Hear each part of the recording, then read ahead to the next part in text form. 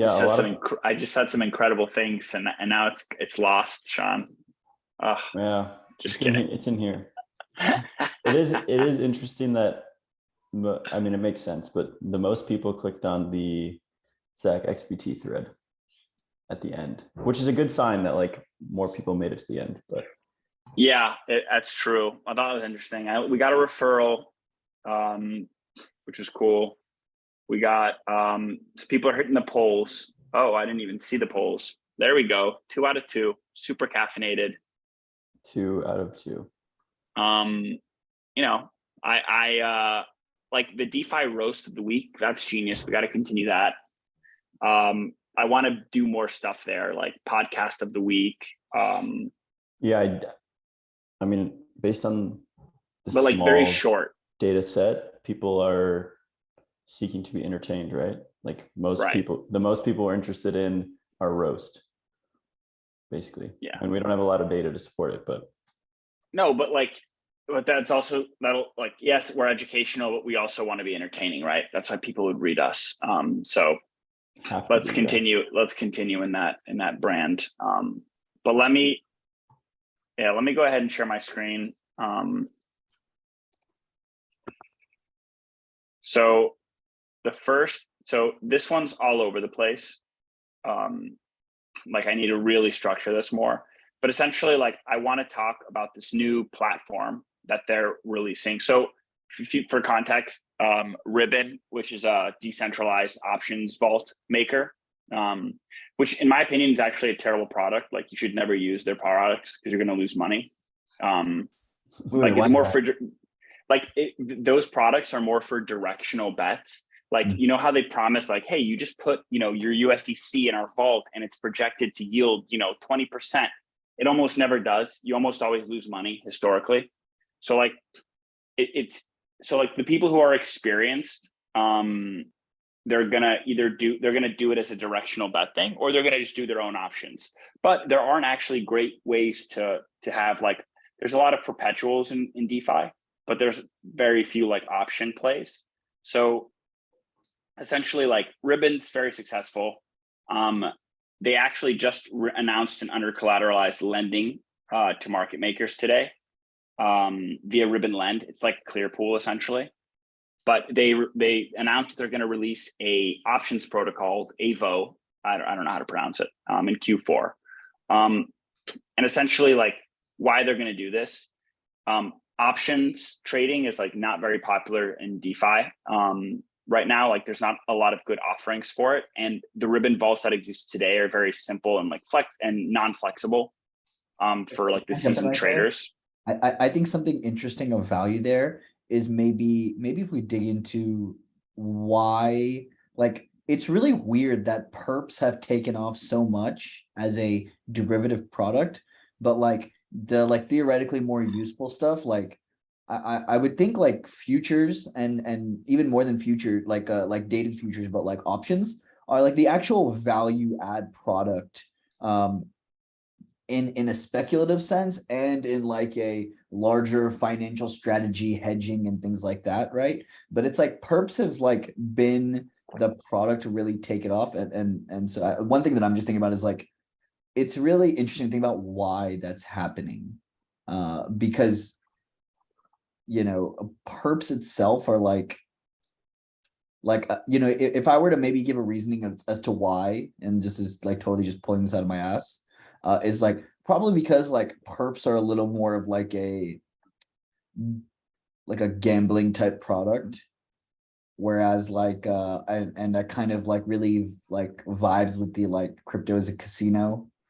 And like it's very like I totally buy that reason. Like why have perps taken off? Because perps are like the most pure form of gambling with like no actual like financial like thought needed. Like you don't need to think about the dates and all of that, and like actually like buying with the option or like actually like settling the future. It's just like the purest form of gambling. Yeah, but also people love to gamble on options. Like if you look at Wall Street Bets, like out of the money calls for Which makes it even weirder as to why options haven't started. Like if you would have taken me back to 2017 and you were like, hey, what's like the one financial product that's just like tailor made for like crypto and like speculation and gambling and also like, you know, interesting financial like derivatives and stuff. I was like, I would like put my house down that it would have been options. But Yeah. options like, and I think options will get there and it's starting to get there. But I think there's something interesting there as to like why perps are so powerful and why options are not there yet. Do you think it potentially has to do with like difficulty to develop and like But even risk for the casino?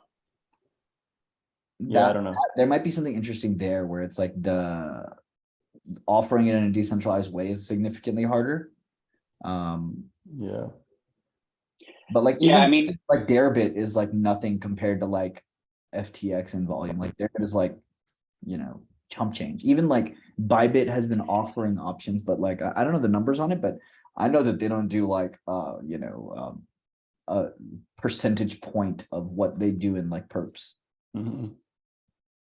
also, I just think maybe there might not be enough offerings. Like people haven't built it yet. So like these like trading desks and more like complicated people, like they're waiting for these things to get built. They just haven't been really built yet. But I'm not sure. I like the way I was gonna turn this thing. I kind of like your idea better, kind of like saying like, hey, why are perps taken out versus options?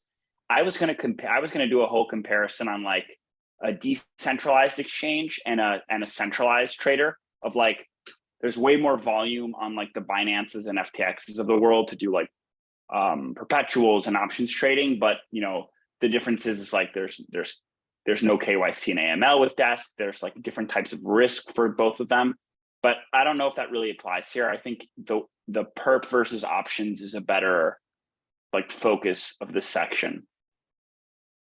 I like it. And then, yeah.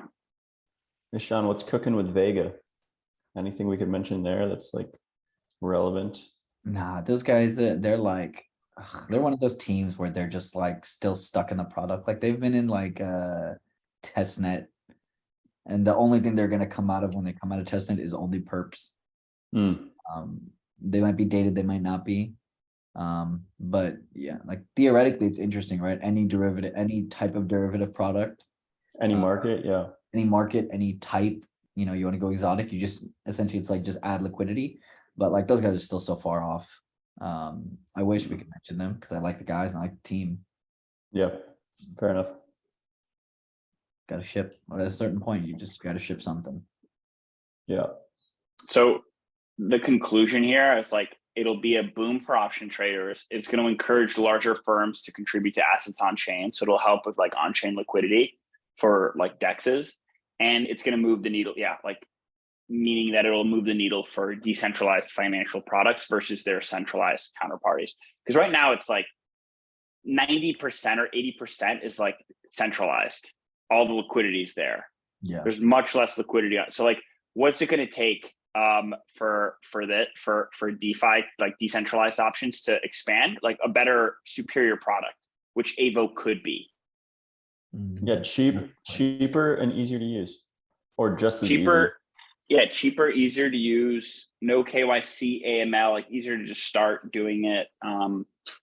Different kind of risk, right? Like it's a centralization risk versus smart contract risk. That's like the story I was leaning towards. I was making it more about decentralized and centralized, like combating those two together. Trying to think if there's a way to tie in both, but it might be. I need to do more research here then, because I don't know the answer to this question. Okay. There might not be an answer. Like there could be theories. Yeah, there is no answer for sure. It's just so, but then that's the thing of like, do we want to use this angle, this narrative, or do we want to use the DEX versus centralized exchange narrative? Because having both, I think, is a little too much. I'm okay with the DEX versus SEX for this, and then like saving that perps versus options conversation for like maybe we find some interesting data in the next couple of months and we pair it with that. related to volume or new project or something. I'm in agreement with you. And the reason I think that is because it's an easier concept to wrap your head around than like, because someone who doesn't know what options and perps are going to be like, I don't care. But then if you talk about like decentralized exchanges and centralized exchanges, it's more of like, you know, the battle for decentralization and like expanding that. So using that narrative. I'm definitely interested in touching on like the derivatives landscape, the on-chain derivatives landscape at some point, but it doesn't have to be here. Cool. So that was one. So this needs to definitely be like worked a lot. The second is, hey, crypto is being used, right? Like general use case for crypto that we've seen over the years, especially in like Latin America and Argentina, is that these countries are actually using crypto to transact and save. So like the US is focused on like just investing in crypto for like a return and much less with spending, while like, you know, regions in sub-Saharan Africa are using crypto as a common way to pay for things, with 80% of all crypto retail payments of less than $1,000 coming from there. It's pretty crazy. So like, how is it being used? Like a lot of people use it for purchasing power.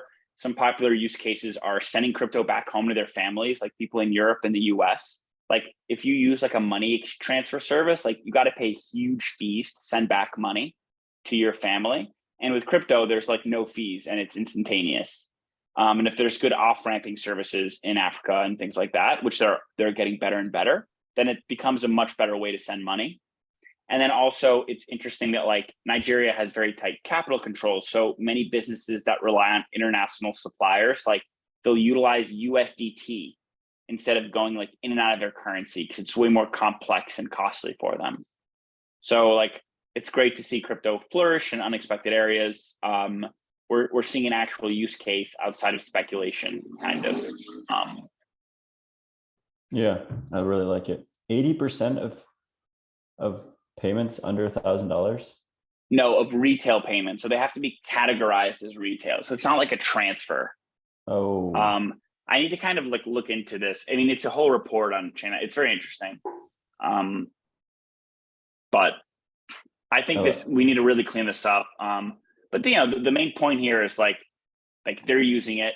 It's outside the speculation use case. This is the reason why they're using it. This is why it's so awesome, you know? Yeah, for sure. And here's maybe a meme about like, you know, you said crypto is just about Lambos. Like, no, it's not. It's like really helping. Yeah, let me do that second. People. I have a good like let me finish up the second one. Okay, it's kind of a mess. So I'll just put here. You're gonna send it up. Last section is real or bust, new token terminal release. So real yield trend is taking crypto Twitter by storm. Like gone are the days of infinite token printing. Protocols need to make money these days. And like there's a lot of like dashboards and analysis going around like protocol to protocol about like what is real revenue. But now like token terminal has just looped it all and made it very easy to access in one place. You can understand the earnings of protocols, crypto businesses, and even layer 1s and 2.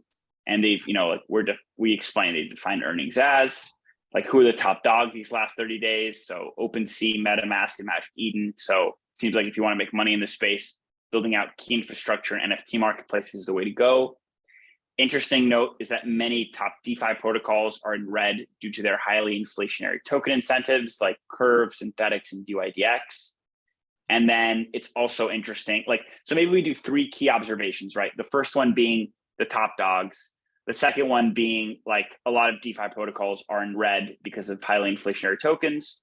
And then another one that's interesting is that most lending protocols are losing money when you take into account incentives. The only outlier is MakerDAO. So we could say like, so what are the top 3 takeaways we've seen from this terminal since it's come out, and list those out. What are your thoughts there? I like it. I was just looking at the list. Yeah, there's a lot of interesting things to say. However, yeah, I think it's interesting to say like, here's what categories are profitable.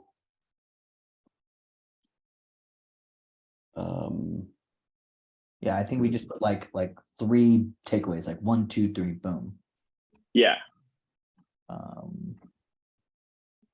Like, you know, it looks like NFT marketplaces. Yeah, it was like 1, 2, 3, but we can change these. I like all three of those, yeah. I mean, Cool. it's not like entirely the way that you would analyze a traditional business, right? Like this is just how many tokens are being emitted versus what they're making. Like the reason OpenSea is so profitable is because they don't have a token, right? Relative to all these others. Yes. Like OpenSea has all of their revenue is earnings based on this based on token terminal because they don't have any token incentives. Right, and they're still making an insane amount of money. Well, without giving but if you think about like all token incentives being knocked against your revenue isn't entirely accurate. It's like not all of those things are used to pay for like company expenses, right? Yeah. Agree. And I also think like some of the data is misleading, right? Because like you look at Ethereum and it's like super in the red, like what the heck's going on there? And it's because like protocols have a different like it's complicated. And it doesn't tell the full picture. So another way we could spin this is to say like this doesn't tell the full, like, no, this doesn't tell the full picture, and explain some reasons why. Like we could go that route. There's a ton to unpack here. I mean, you could literally obviously you could just talk about Ethereum. Like past 24 hours, Ethereum's green because gas has been high. And yeah, but if you look at like 7-day, 30-day, obviously it's red because the block space demand has been pretty low over the past week, month. And some of that's proof of work days when obviously emissions are a lot higher. So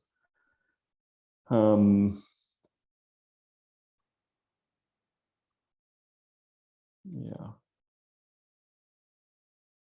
And then you look at like Uniswap, fees 45 million over the past 30 days, revenue $0 because that doesn't flow to a token, right? So then their earnings don't take into account any of the fees. Where do you see Uniswap here? At the top. Oh, I just saw Uniswap. Yeah, because they're not like kind of strange. -$300. Yeah, because they I don't know what their emission schedule looks like, but obviously there were some tokens. Yeah, because they're not getting any revenue, right? Yeah, exactly. The liquid. Yeah, so but the they're still getting protocol's not fees. getting it, but the fees are going Creates through the LP revenue. providers. It just passes off the revenue to LPs. Yeah, which is like it's still obviously a sound business. Like people are fucking using it. They're No, yeah, agree. in a different way.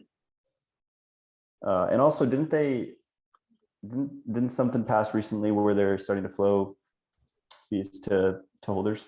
Not yet. Yeah, they even did but they even said, what if Uniswap enabled protocol fees? And if they did a 15% revenue share, they become the 5th most revenue generating protocol in Web3. Wow, DYDX still killing it. Nice. Yeah, DYDX is killing it because they're giving insane token emissions, like encouraging you to trade. But this is still... But that would go against. Okay, I get what you're saying. The only reason that they have all this revenue is because they have so much incentive. Yeah. Now these guys would make 21 mil. They would make 21 mil, but their costs are zero because they're or $350 because they're not incentivizing anybody. So we're looking at revenue. What's revenue? What's DYDX total earnings? Is it red? It's negative. It's negative. Super red? Because they're giving. It's a really negative because they're giving so many incentives. That's what I wanted to note here. Like many protocols are in the red. I want to even say many top high revenue are in the red, like because they are like synthetics, DY, like these guys make a ton of money. But their token incentives are just absolutely awful. Honestly, So, like, yeah, like, yeah,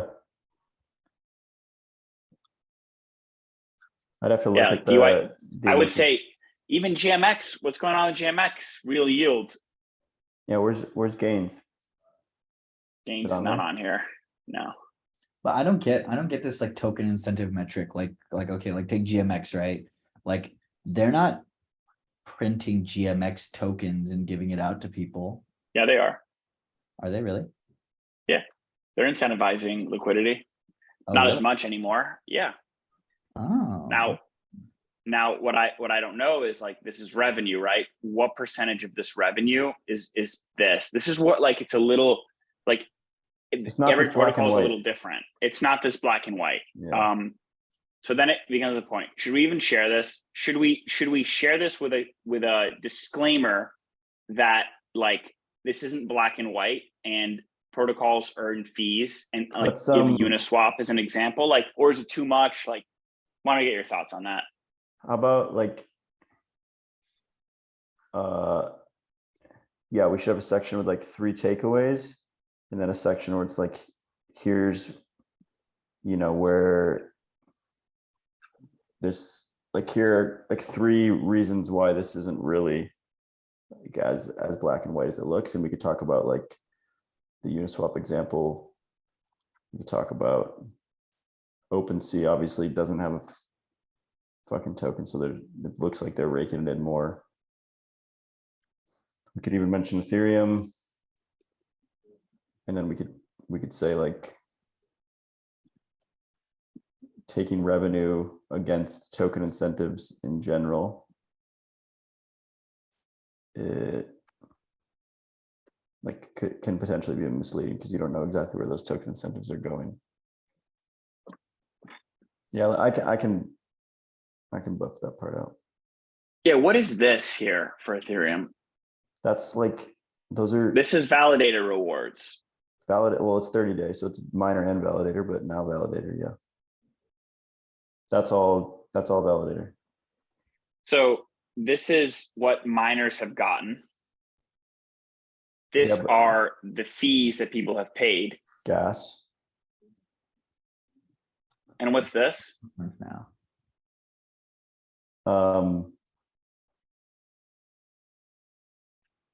That's is that yield that we've been earning, the 5% yield by staking? Like, I don't know. I actually don't know like how this is split out.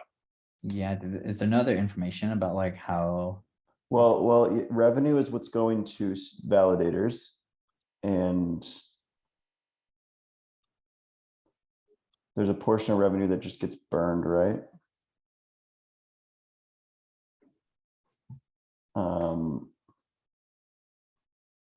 Gains. Oh yeah, it's pumping a little bit. I wonder why. Really? If we don't know why, then nobody knows fucking why. I'm being semi-sarcastic. I mean, I think a lot of it probably has to do with like volume was really high because of Forex. Share trade came out. Ooh. Share trade feature. Share your So, liquidations now.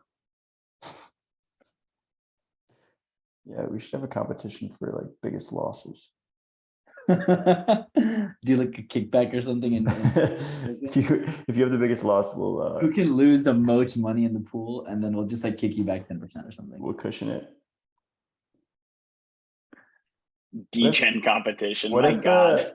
What if like a decentralized trading platform just totally took on the narrative of like, when you lose, we win, and like rooted against all their traders? That'd be fucking hilarious. When you go to the casino and it's like you get the asshole dealer. You just like you lose, so you can well, yeah. So how about this? That could work. Ross, you take this one. Sean, Yeah. you're gonna take this one. Yep. And I'll clean this one up. Nice. And then maybe we'll either sync back up later tonight or just like talk through it later tonight. I should try to wrap it tonight. We'll we'll review, and yeah, then we'll finalize in the morning. Agree. Cool. Do you guys have time to talk about other stuff? Yeah, let's wrap the recording. Yeah. Let's do it. Already done already? Yeah, I Yeah, think already. yeah, because we just want to. I mean, we just want to introduce topics, and then we'll all just take our sections, and yeah, no reason to over. Cool thumbnail.